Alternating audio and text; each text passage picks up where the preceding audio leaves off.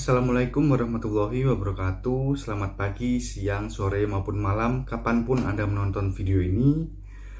Perkenalkan, nama saya Yusuf Argianto. Di sini saya perwakilan dari PT Bulan Sabit. Di sini saya akan menjelaskan tentang bagaimana kami melakukan ERP atau Enterprise Resource Planning pada perusahaan kami.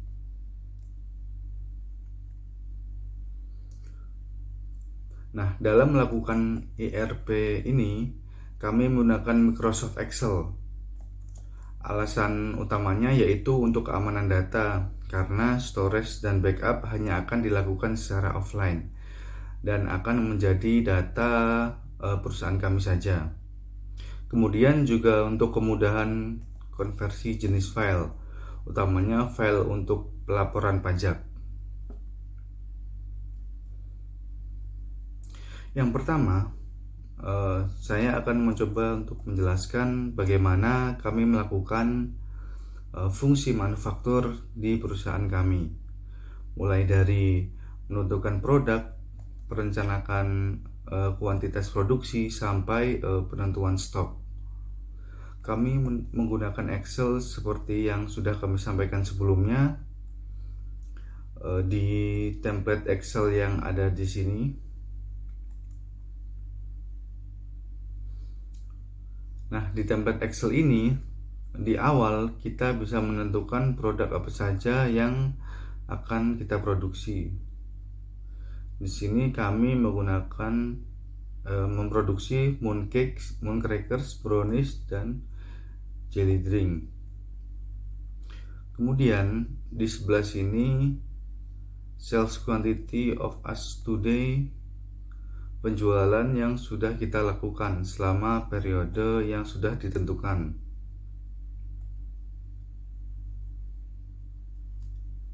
Kemudian langkah yang harus dilakukan adalah membuat bills of material atau BOM, yaitu menentukan apa aja sih yang diperlukan dalam memproduksi sebuah produk. Misalnya di sini untuk mooncake kita perlu gula setengah kilo, kita perlu tepung terigu 1,5 kilogram, dan seterusnya. Jadi intinya bill of material ini adalah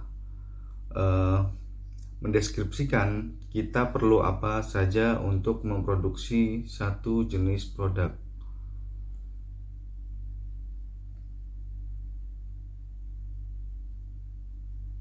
Nah, kemudian ada sheet untuk raw materials.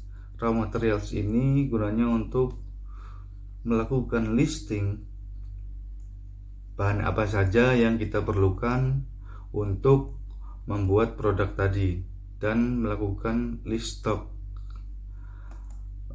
apa saja yang tersedia dan apa saja yang butuh untuk diproduksi, seperti yang ada di sini.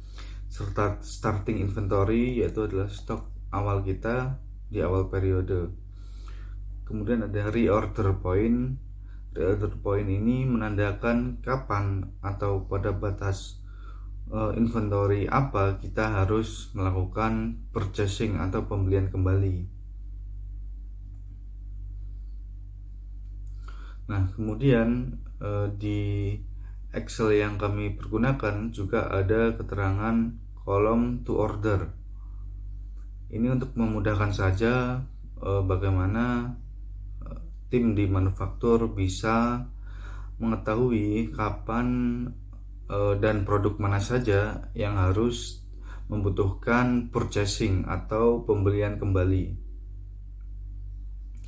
Seperti yang bisa kita lihat di sini, untuk bahan telur kita harus reorder atau menambah stok karena inventory yang sekarang 50. Juga ada tepung jagung, reorder point di posisi 20, dan kita starting inventory yaitu ada 20. Dia akan secara otomatis berganti yes untuk to ordernya, dan keterangan raw materialnya berubah menjadi merah untuk memudahkan tim manufaktur untuk mengecek stok mana yang harus dilakukan reorder.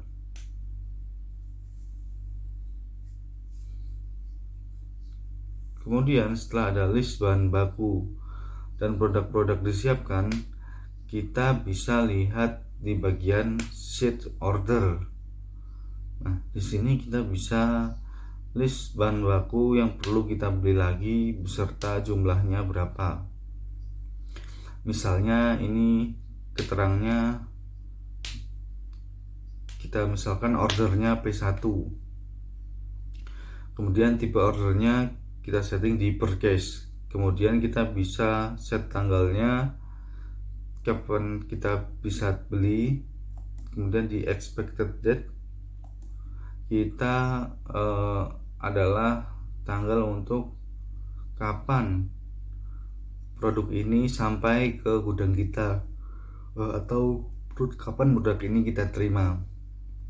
Seperti yang kita ketahui tadi, yang merah atau yang harus dilakukan reorder yaitu telur, tepung jagung, keju, dan jelly powder. Kita bisa tambahkan berapa nominal atau harganya, berapa yang kita keluarkan untuk melakukan reorder, dan juga ini akan nanti terhubung di catatan keuangan, dan itu akan saya jelaskan di bagian berikutnya.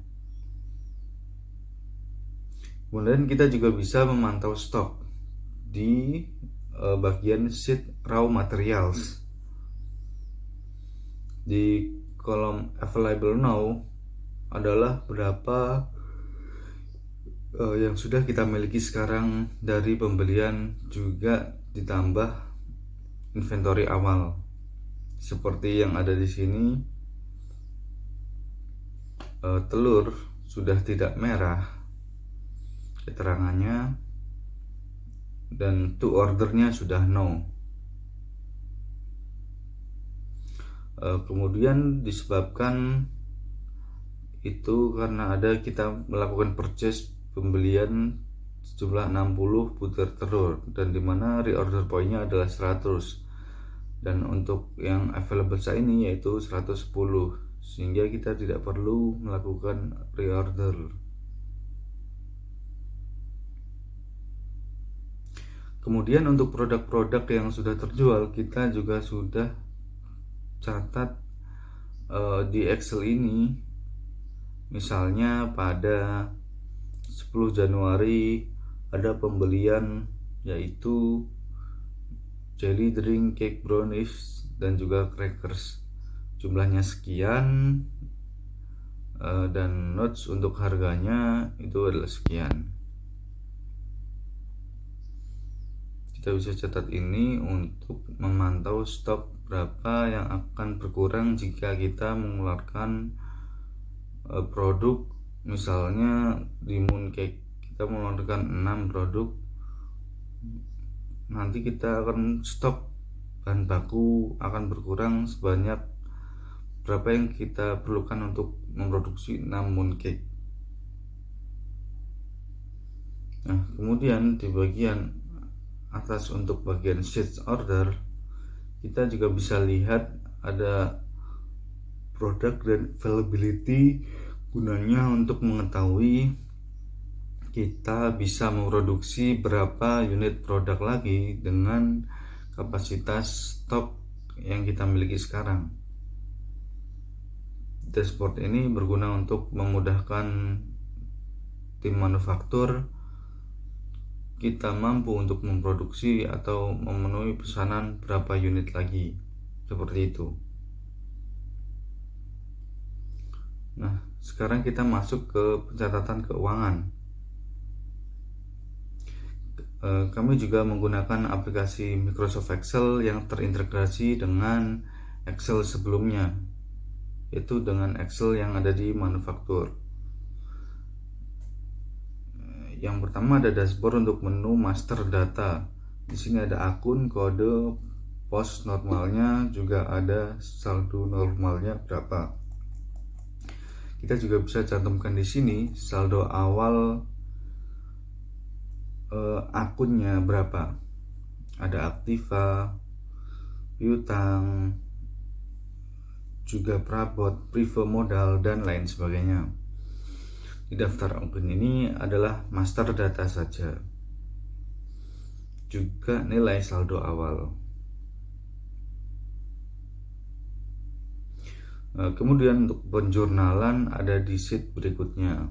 Penjurnalan ini seperti yang saya sampaikan sebelumnya bisa dilakukan dengan dua cara, yaitu data yang sudah diintegrasi dengan Excel sebelumnya maupun melakukan penjurnalan dengan manual, menginput pada manual secara langsung. Seperti di sini ada setoran modal sebesar 5 juta rupiah yang masuk ke kas perusahaan.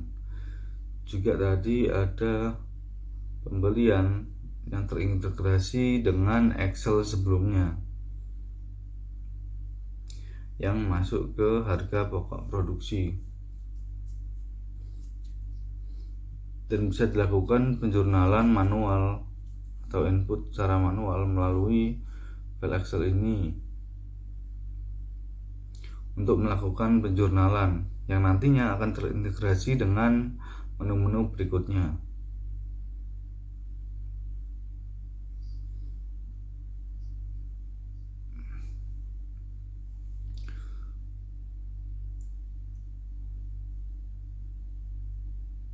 Nah, kemudian untuk buku besar, untuk cek setiap akun di penjurnalan tadi yang sudah kita lakukan, kita bisa pilih di bawah pilih akun ini, kita bisa klik saja kodenya. Untuk kas rupiah kita ada kode 1110 misalnya, nanti akan muncul data seluruh buku besar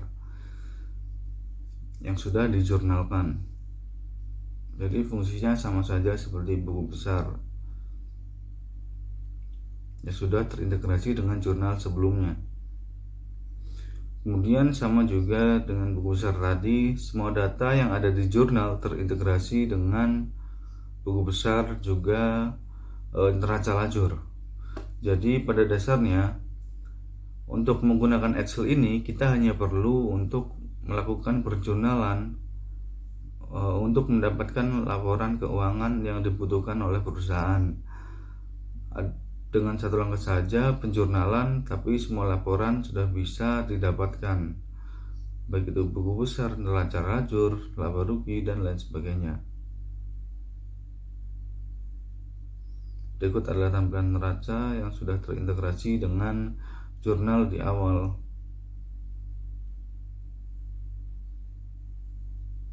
Dan laba rugi dan yang sudah terintegrasi dengan jurnal. Jadi pada dasarnya hanya perlu melakukan penjurnalan saja, yang dimana sudah terintegrasi dengan menu manufaktur, dan kita sudah bisa mendapatkan banyak laporan. Seperti itu. Terima kasih sudah menonton sampai akhir video ini. Kurang lebihnya mohon maaf. Wassalamualaikum warahmatullahi wabarakatuh.